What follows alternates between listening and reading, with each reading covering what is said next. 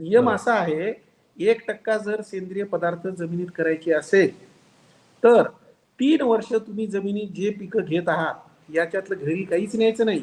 सलग 3 वर्ष जशाच्या तसं जमिनीत तुम्ही गाडून टाकलं तर 1% पर्यंत सेंद्रिय कर्ब होऊ शकते. पण हे शक्य आहे का? तर नाही. नाही. प्रात्यक्षिक स्वरूपात नाही किंवा व्यावहारिक दृष्टिकोनातून नाही, हे शक्य नाही. मग नाही. थोड्या थोड्या थोड्या प्रमाणात सेंद्रिय कर्ब जमिनीत टाकत जाणे हीच एक पर्याय आहे की ज्याच्या माध्यमातून आपण सेंद्रिय कर्ब वाढवू शकतो आणि वाढवलेलं जमिनीत टिकवू शकतो. याच्यासाठी पर्याय बरोबर सेंद्रिय आहे. खतांचा वापर. अनेक असे कृषी उद्योगांचे उपपदार्थ आहेत ज्याच्यामध्ये कोंबडी खत आहे, शेळी मेंढी खत आहे, बायोगॅस स्लरी आहे. या खतांचा वापर किंवा ब्लड मिल, बोन मिल, काही जे शेतकरी आहेत हे देखील वापरतात.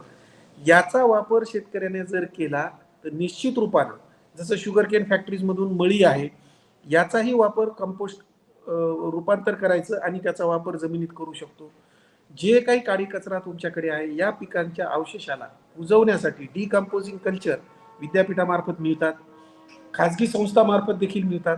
यांचा वापर जरी शेतकऱ्यांनी केला आणि त्या पिकांच्या अवशेषाला कुजवून, कारण 1/3 भाग हा निश्चितच आपल्याला मिळतो पिकांपासून, मग तो जर भाग आपण जमिनीसाठी वापरला आणि सेंद्रिय कर्ब म्हणून, सेंद्रिय कर्बाचा स्रोत म्हणून, तर निश्चित रूपानं आपण जमिनीत सेंद्रिय कर्ब वाढवू शकतो.